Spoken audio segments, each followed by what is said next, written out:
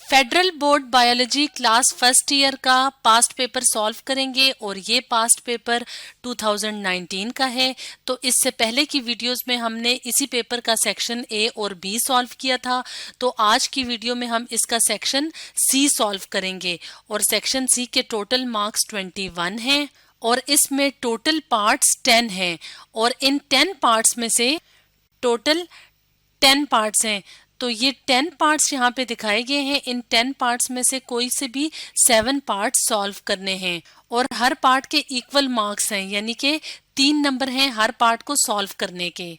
तो students paper में तो इन 10 पार्ट्स में से 7 पार्ट्स सॉल्व करने हैं, लेकिन आज क्योंकि हम यहाँ पे प्रैक्टिस कर रहे हैं तो इसलिए आज हम सेक्शन सी के तमाम पार्ट्स को सॉल्व करेंगे। तो हम 1 बाय 1 करके इन सारे जो पार्ट्स हैं इनको सॉल्व करेंगे। तो सबसे पहले हम पार्ट 1 का क्वेश्चन देख लेते हैं कि क्वेश्चन क्या है।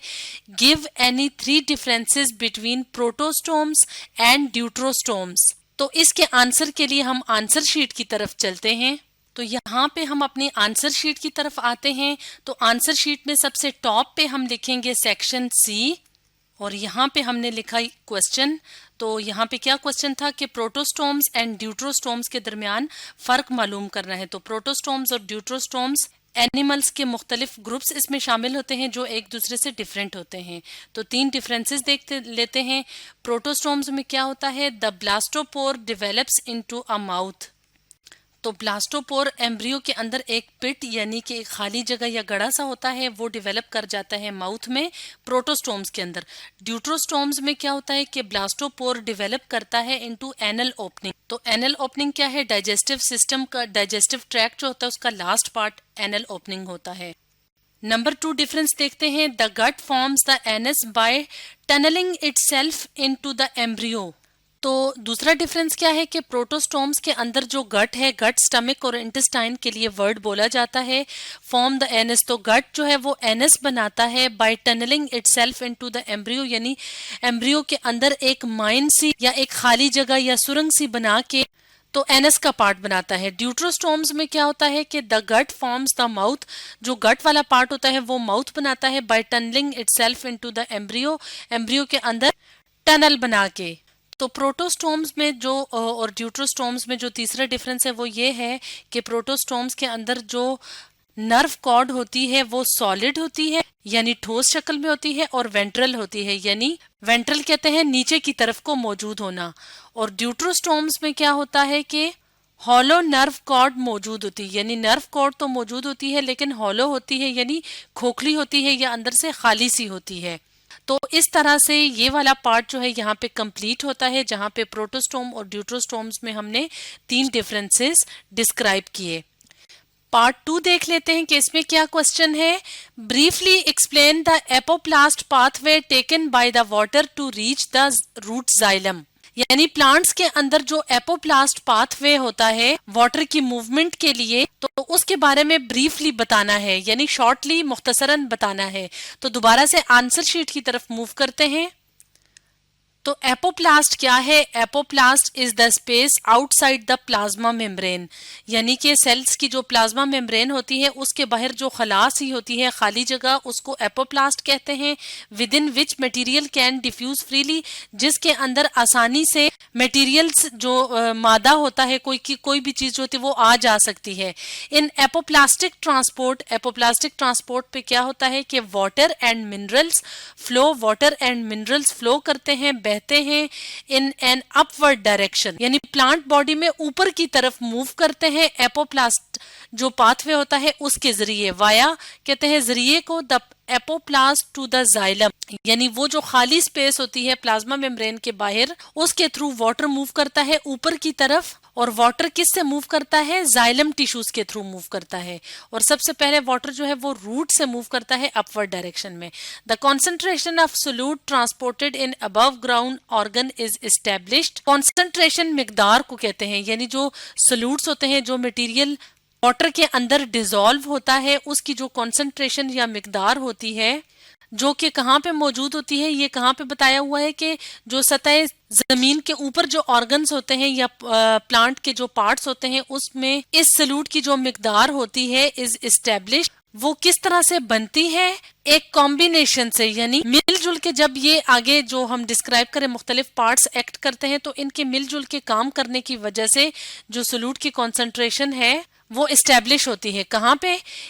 Of import from the xylem, यानी जो मटेरियल जाइलम के अंदर आता है, इसके अलावा सेल्स जो एब्जॉर्ब करते हैं यानी जज्ब करते हैं, और इसके अलावा एक्सपोर्ट बाय द फ्लोएम, यानी फ्लोएम से जो मटेरियल निकलता है, इन सब के कॉम्बिनेशन से सोल्यूट की कॉन्सेंट्रेशन ट्रांसपोर्ट होती है। This method of transport also account यानी रिस्पॉन्सिबल होता है या जिम्मेदार होता है, ये जो तरीका है ट्रांसपोर्ट का, for a higher proportion of water, बहुत ज्यादा मिकदार में पानी की ट्रांसपोर्ट के लिए इन प्लांट टिश्यूज, प्लांट के टिश्यूज के अंदर, देन डज सिम्प्लास्टिक ट्रांसपोर्ट, यानी एक जो एपोप्लास्ट पाथवे होता है और एक सिम्प्लास्ट, तो सिम्प्लास्ट के मुकाबले में एपोप्लास्ट पाथवे से ज्यादा पानी जो है वो ट्रांसपोर्ट होता है। तो इस तरह से यहाँ पे आके सेकंड पार्ट कंप्लीट होता है। तो थर्ड पार्ट की तरफ मूव करते हैं। थर्ड पार्ट है write about the structure of bark in plants. Plants के अंदर जो बार्क मौजूद होती है, यानी जो आउटर मोस्ट लेयर होती है या जो छाल सी होती है, तो उसके स्ट्रक्चर के बारे में लिखना है। तो दोबारा से आंसर शीट की तरफ मूव करते हैं।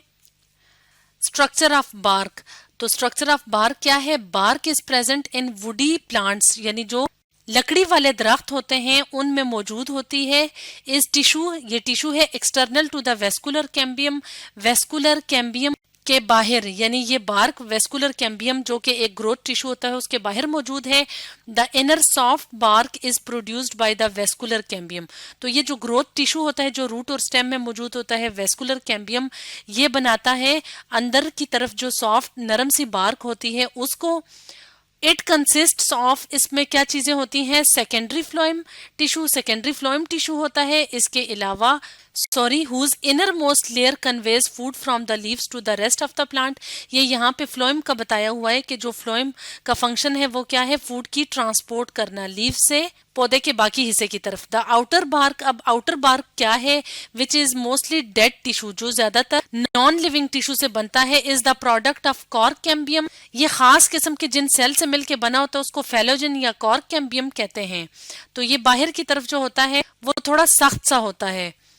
Layered outer bark containing cork and old dead phloem is also known as Rhytidome। जो आउटर बार्क होती है जिसमें के कॉर्क और ओल्ड डेड फ्लोएम मौजूद होती है उसको राइटिडोम कहते हैं। The dead cork cells are lined with a suberin, तो कॉर्क सेल किससे मिलके बनते हैं? स्यूब्रन से, जो कि क्या है? फैटी सब्सटेंस है। That makes them highly impermeable to gases, यानी कि फैटी सब्सटेंस जिसे स्यूब्रन कहते हैं उसकी वजह से ये इम्परमिएबल होते हैं, यानी ये अपने अंदर से गैसेस और वाटर को गुजरने नहीं देते। Gas exchange between the inner tissue of bark covered roots and stem and their surrounding take place through spongy areas lenticels in the cork. यानी अब यहाँ पे तो इन्होंने कहा है कि ये इम्परमिएबल है, तो फिर गैस एक्सचेंज कैसे होती है? गैस एक्सचेंज होती है छोटे छोटे सुराख से होते हैं जो कि कॉर्क में मौजूद होते हैं, जिन्हें लेंटिसल्स कहते हैं, जो कि स्पॉन्जी होते हैं, नरम से या सॉफ्ट से एरियाज होते हैं जिसके थ्रू गैस एक्सचेंज होती है। तो इस तरह से यहाँ पे स्ट्रक्चर ऑफ बार्क कंप्लीट होता है, यानी थर्ड पार्ट कंप्लीट होता है। तो फोर्थ पार्ट की तरफ मूव करते हैं। फोर्थ पार्ट है in the following two adjacent cells, ये दो सेल्स दिखाए गए हैं, सेल ए सेल बी। तो पार्ट ए क्या है? क्या पूछा हुआ है? Which cell has higher water potential, इनमें से किस सेल के अंदर वाटर पोटेंशियल ज्यादा है? बी है what will be the water potential and solute potential of cells at equilibrium, यानी जब सेल्स इक्विलिब्रियम पे होंगे तो इनकी वाटर और सोल्यूट पोटेंशियल क्या होगी? तो यहाँ पे वाटर पोटेंशियल की, प्रेशर पोटेंशियल की और सोल्यूट पोटेंशियल की वैल्यूज दी गई हैं सेल ए और सेल बी के लिए। तो आंसर शीट की तरफ मूव करते हैं। तो यहाँ पे हम आंसर शीट में देखते हैं, ये क्वेश्चन है। क्वेश्चन का फर्स्ट पार्ट था कि हमने वाटर पोटेंशियल का बताना है कि इनमें से किस सेल की वाटर पोटेंशियल हायर है। तो फार्मूला के मुताबिक यहाँ पे ये फार्मूला है, इसके अलावा यहाँ पे वैल्यूज दी हुई थी। तो अगर हम इन वैल्यूज को देखें तो जैसे कि हम जानते हैं कि हाईएस्ट वाटर पोटेंशियल जो होती है वो प्योर वाटर की होती है और वो है 0। तो इसका मतलब है अगर हम इन वैल्यूज को देखें तो इसका मतलब है जो सेल बी है उसकी क्या है? वाटर पोटेंशियल हायर है। अब नेक्स्ट पार्ट की तरफ मूव करते हैं। इसी का जो नेक्स्ट पार्ट था जिसमें पूछा हुआ था what will be the water potential and solute potential of cells, तो हम इस फॉर्मूला को यूज करेंगे तो हमने क्या करना है कि हमने सेल ए और सेल बी की जो वाटर पोटेंशियल्स हैं उनको एवरेज करना है। तो एवरेज लेने के बाद इक्विलिब्रियम पे जो वाटर पोटेंशियल आती है वो है -1000। इसी तरीके से सोल्यूट पोटेंशियल के लिए भी हमने सेल ए और सेल बी के जो सोल्यूट पोटेंशियल है उसका एवरेज लेना है, तो उसके मुताबिक आंसर आता है -1700। तो यहाँ पे इनके साथ इनका यूनिट हम लगाना पहले भूल गए थे, तो अब हमने यहाँ पे यूनिट लगाया है। तो यूनिट क्या है? Kilo Pascal. तो इस तरह से ये पार्ट नंबर 4 कंप्लीट होता है। नेक्स्ट पार्ट देखते हैं कि क्वेश्चन क्या है। Write about the structure of layer of the heart wall, यानी जो दिल है ह्यूमन बींग्स का तो वो मल्टी लेयर्ड होता है, तो हमने उन जो लेयर्स हैं उनका स्ट्रक्चर लिखना है। तो आंसर शीट में हम अब डायरेक्ट आंसर की तरफ आते हैं। तो फर्स्ट लेयर है epicardium, the outer protective layer of heart, यानी जो सबसे बाहर की हिफाजती लेयर या तय होती है उसको एपिकार्डियम कहते हैं। Epicardium is composed of primarily of loose connective tissues, यानी एपिकार्डियम बनी होती है प्राइमरीली बुनियादी तौर पे लूज कनेक्टिव टिश्यूज से, इंक्लूडिंग इलास्टिक फाइबर्स। तो इन लूज कनेक्टिव टिश्यूज में क्या क्या चीजें शामिल हैं? इलास्टिक फाइबर्स और adipose tissues. The epicardium functions to protect the inner heart layers, क्योंकि ये सबसे बाहर वाली लेयर है इसलिए ये बाकी की जो 2 लेयर्स हैं उनकी हिफाजत का काम करती है। एंड ऑल्सो असिस्ट और मदद करती है in the production of pericardial fluid. तो पेरिकार्डियल फ्लूइड कहाँ पे मौजूद होता है? हार्ट के बिल्कुल बाहर की तरफ। तो उसकी प्रोडक्शन में भी एपिकार्डियम हेल्प करता है। अब हम दूसरी लेयर की बात करते हैं जिसको मायोकार्डियम कहते हैं, जो कि मस्कुलर है और मिडल लेयर है, यानी कि हार्ट में जो 3 लेयर्स हैं उसकी दरमियानी वाली लेयर है मायोकार्डियम। तो ये कार्डियक मसल फाइबर से मिलके बनी होती है, जो कि हार्ट की कॉन्ट्रैक्शंस यानी जो दिल मूव करता है उसमें मदद देती है, या जो दिल की कॉन्ट्रैक्शंस होती हैं या मूवमेंट होती है वो मायोकार्डियम की मदद की वजह से होती है। The myocardium is the thickest layer of the heart wall, यानी इन ये जो बाकी की लेयर्स हैं इनमें से सबसे ज्यादा जो मोटी तय है वो मायोकार्डियम की है, with its thickness varying in different parts of the heart, यानी दिल के जो मुख्तलिफ हिस्से होते हैं उसमें इसकी मोटाई वेरी करती है, तब्दील होती है, यानी चेंज होती है, कहीं पे ज्यादा कहीं पे कम होती है। Cardiac conduction is made possible by specialised myocardial muscle fibres. Cardiac conduction में क्या होता है कि जो हार्ट मसल्स होते हैं वो हार्ट की तरफ सिग्नल्स भेजते हैं ताकि हार्ट जो है वो कॉन्ट्रैक्ट कर सके। तो ये जो कार्डियक कंडक्शन है ये मायोकार्डियल मसल फाइबर्स की मदद से मुमकिन होती है। तीसरी लेयर है एंडोकार्डियम, जो कि inner layer of the heart है। ये थिन लेयर होती है और ये लाई करती है या लाइंस करती है। लाइन कहते हैं तय बनाने को। हार्ट के चैम्बर्स दिल के जो मुख्तलिफ खाने होते हैं उसके इर्द गिर्द मौजूद होती है। इसके अलावा हार्ट वाल्व्स को कवर करती है, यानी उस ढांप देती है, and is continues with the endothelium of large blood vessels. हमारे जो ब्लड वेसल्स होते हैं उनकी जो एंडोथेलियल टिश्यूज होते हैं उसके साथ ये कॉन्टिन्यू होती है। The endocardium of heart atria consist of smooth muscles as well as elastic fibres, यानी जो हार्ट का आर्टरियम वाला पार्ट है उसमें स्मूथ मसल्स और इलास्टिक फाइबर्स मौजूद होते हैं। और ये किसका पार्ट है? ये एंडोकार्डियम का पार्ट है। तो इस तरह से ये पार्ट 5th कंप्लीट होता है। पार्ट 6 क्या है? 2 पार्ट्स हैं इसके। ए पार्ट है what is the oral cavity role in chemical digestion. Oral cavity का रोल, इसका किरदार बताना है केमिकल डाइजेशन के दौरान, और दूसरा पेरिस्टाल्सिस को डिफाइन करना है।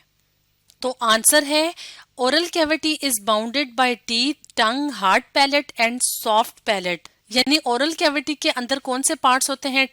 टीथ, दांत, टंग, जुबान, हार्ड पैलेट जो तालू होता है, सख्त वाला और सॉफ्ट वाला, वो इसमें शामिल हैं। ओरल कैविटी में food is broken down into smaller particles by mastication. तो ओरल कैविटी में फूड कैसे ब्रेक डाउन होता है? मेस्टिकेशन के प्रोसेस से, जो क्या है? The chewing action of teeth.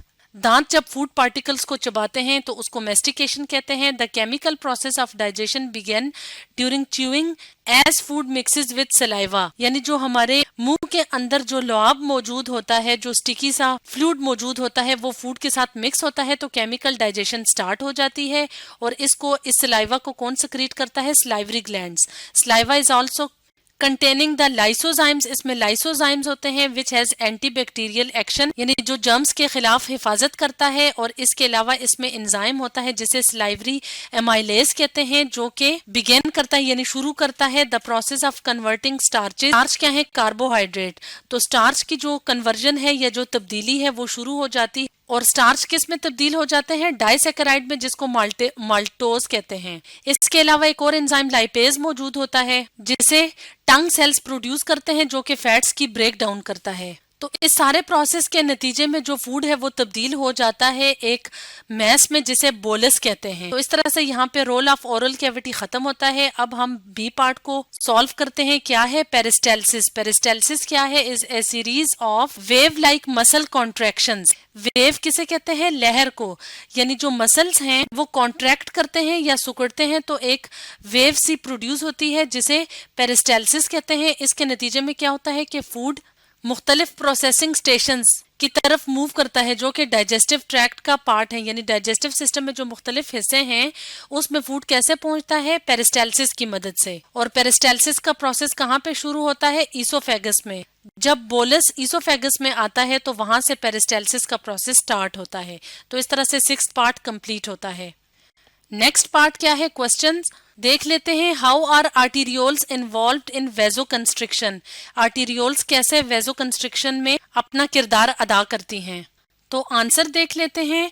वेजो constriction किसे कहते हैं? जब ब्लड वेसल्स नैरो होती हैं, यानी जब तंग होती हैं तो इसको वेजो कंस्ट्रिक्शन कहते हैं। और ये होती क्यों है? ये वेसल्स की कॉन्ट्रैक्शन से, यानी जब जो ब्लड वेसल्स होती हैं वो कॉन्ट्रैक्ट करती हैं या सिकुड़ती हैं तो इससे वेजो कंस्ट्रिक्शन का प्रोसेस होता है। और वो वेसल्स कौन सी होती हैं? वो वेसल्स होती हैं खास तौर पे आर्टरीज और छोटी छोटी आर्टीरियोल्स। तो आर्टरीज और आर्टीरियोल्स की मस्कुलर वॉल्स होती हैं, यानी वो थिक होती हैं और ये क्या करती हैं? वेजो कंस्ट्रिक्शन का काम करती हैं। तो वेजो कंस्ट्रिक्शन मदद देती है मेंटेन करने में, यानी बरकरार रखने में ब्लड फ्लो या हेल्दी ब्लड फ्लो के लिए।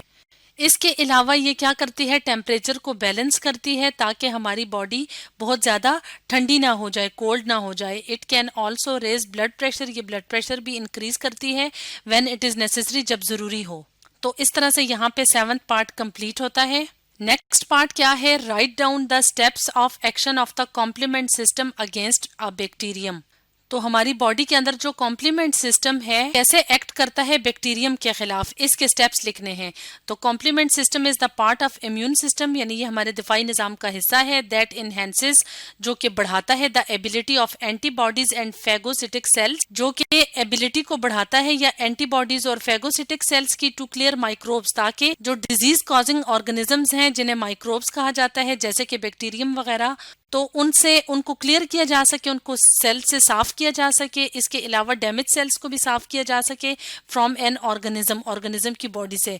When complement proteins in the plasma membrane in the plasma are activated by an immune response, यानी जब हमारा इम्यूनिटी सिस्टम जो होता है, दिफाई निजाम, वो एक्टिव होता है तो उसमें जो प्लाज्मा होता है सेल के अंदर, उसमें मौजूद जो प्रोटीन होती हैं वो एक्टिवेट हो जाती हैं। They form holes in the bacterial cell walls, तो वो बैक्टीरिया की जो सेल वॉल होती है उसमें होल्स या छोटे छोटे सुराख कर लेते हैं। एंड प्लाज्मा मेम्ब्रेन, इसके अलावा बैक्टीरिया की सेल वॉल के अलावा प्लाज्मा मेम्ब्रेन में भी होल्स बन जाते हैं। Allowing fluid and salt to enter until the cell eventually burst, यानी कि जो प्लाज्मा जो कि सेल का फ्लूइड पार्ट है उससे सॉल्ट्स और फ्लूइड एंटर होता है उन होल्स के जरिए बैक्टीरियल सेल के अंदर, और इवेंचुअली यानी आखिरकार क्या होता है? बैक्टीरियल सेल बर्स्ट हो जाता है, फट जाता है। ऑन द लेफ्ट, यानी कि लेफ्ट साइड पे अगर हम देखें तो जो कॉम्प्लीमेंट प्रोटीन्स होती हैं वो होल्स बनाती हैं, सुराख बनाती हैं बैक्टीरिया की सेल वॉल में और मेम्ब्रेन में, और सेंटर में क्या होता है? Holes allow fluid and salt to enter the bacterium, कि वो बैक्टीरियम के अंदर एंटर हो दरमियान से। और राइट साइड पे यानी दाईं साइड पे क्या होता है? बैक्टीरियम एक्सपैंड, तो बैक्टीरिया का जो सेल है वो एक्सपैंड करता है, बढ़ जाता है और ये फिर फट जाता है। नेक्स्ट पार्ट देखते हैं जो सेकंड लास्ट पार्ट है, write about natural active and natural passive immunity. तो इसका आंसर क्या है? नेचुरली एक्वायर्ड एक्टिव इम्यूनिटी पे में क्या होता है कि जब एक पर्सन इज एक्सपोज, उसका सामना होता है टू ए लाइव पैथोजन, किसी भी डिजीज कॉजिंग ऑर्गेनिज्म से, तो डिजीज हो जाती है, डेवलप डिजीज, यानी डिजीज हो जाती है और उसके बाद वो इम्यून हो जाता है, यानी उसके बाद उसमें वो मुदाफियत आ जाती है उस बीमारी के खिलाफ as a result of the primary immune system, जो बुनियादी हमारा इम्यून रिस्पॉन्स होता है या दिफाई निज़ाम होता है, उसके रिस्पॉन्स के नतीजे में, उसके जवाब के नतीजे में। Once a microbe penetrates the body skin, एक दफा जब जो माइक्रोब होता है वो पेनिट्रेट जज्ब होता है बॉडी हमारी जिल्द से, तो क्या होता है जो म्यूकस मेम्ब्रेन बॉडी की स्किन से, हमारी जिल्द से, म्यूकस मेम्ब्रेन से या दूसरे प्राइमरी डिफेंसेस से या दिफाई निज़ाम से, तो ये इंटरैक्ट करती है हमारे इम्यून सिस्टम के साथ। B cells in the body produce antibodies, जो कि इन्वेडिंग माइक्रोब्स यानी जो हमला आवर होते हैं माइक्रोब्स, उसके अगेंस्ट फाइट करती है, लड़ाई करती है। बी पार्ट है नेचुरली एक्वायर्ड पैसिव इम्यूनिटी, क्या है, अकर ड्यूरिंग प्रेगनेंसी यानी हमल के दौरान नेचुरली एक्वायर्ड पैसिव इम्यूनिटी होती है when antibodies are passed from maternal blood, जब मदर के ब्लड से एंटीबॉडीज जाती हैं फीटल ब्लड स्ट्रीम में, यानी जब मदर के ब्लड से फीटल यानी चिल्ड्रन की ब्लड स्ट्रीम में एंटीबॉडीज एंटर होती हैं, तो इसको एक्वायर्ड पैसिव इम्यूनिटी कहते हैं। लास्ट पार्ट क्या है, briefly explain coronary circulation in humans, यानी कोरोनरी सर्कुलेशन के बारे में हमने बताना है। तो हम आंसर की तरफ मूव करते हैं। ये हमारे यानी जो हमारा निजाम में दौरान खून होता है, खून वाला जो सिस्टम होता है, इसका पार्ट है कोरोनरी सर्कुलेशन, जिसमें कि कोरोनरी आर्टरीज वगैरह शामिल हैं जो कि ब्लड को अप्लाई करती हैं हार्ट की तरफ। तो ह्यूमन हार्ट में 2 कोरोनरी आर्टरीज जो होती हैं वो निकलती हैं एओर्टा से, जस्ट बियॉन्ड यानी बिल्कुल पीछे, किसके पीछे, किस पार्ट के पीछे, सेमी लूनर वेल्व के पीछे से जो एओर्टा का पार्ट होता है वहां से 2 कोरोनरी आर्टरीज निकलती हैं। तो डायास्टॉल के दौरान, डायास्टॉल कौन सा प्रोसेस होता है या फेज होता है, जब हार्ट जो है वो रिलैक्स करता है, तो उस दौरान the increased aortic pressure above the valve forces blood into the coronary arteries, यानी जो एओर्टिक प्रेशर होता है वो ज्यादा होता है, जो कि फोर्स करता है या निकालता है ब्लड को, खून को किसकी तरफ लेके जाता है, कोरोनरी आर्टरीज में। और उसके बाद एंथेंस यानी उसके बाद क्या होता है, musculature of the heart, heart के जो मसल्स होते हैं उसको भी खून की जरूरत होती है, तो वहां तक ये जो कोरोनरी आर्टरीज होती हैं वो खून को लेके जाती हैं। और जो डीऑक्सीजनेटेड ब्लड होता है तो वो हार्ट के मसल से वो हार्ट के चैम्बर से कोरोनरी वेन के जरिए वापस आता है। Most of these converge to form coronary venous sinus, converge यानी इकट्ठी होके ये सारी जो वेन्स होती हैं वो कोरोनरी वीनस साइनस बनाती हैं, which drain into the right atrium, जो कि राइट आर्ट्रियम में जाके खुलती हैं और वहां तक ब्लड लेके जाती हैं। The heart normally extract 70 to 75% यानी 70 से 75% जो ब्लड होता है of the available oxygen from the blood into the coronary circulation, यानी जो दिल होता है वो 70 से 75% जो ऑक्सीजन है वो कोरोनरी सर्कुलेशन के दौरान एक्सट्रैक्ट करता है उस ऑक्सीजन को या निकालता है। तो इस तरह से ये 10th या हम ये कह सकते हैं कि लास्ट पार्ट जो है वो सेक्शन सी का कंप्लीट होता है। तो आज हमने federal board biology class first year के 2019 का पास्ट पेपर सॉल्व किया और उसमें हमने इसका सेक्शन सी सॉल्व किया।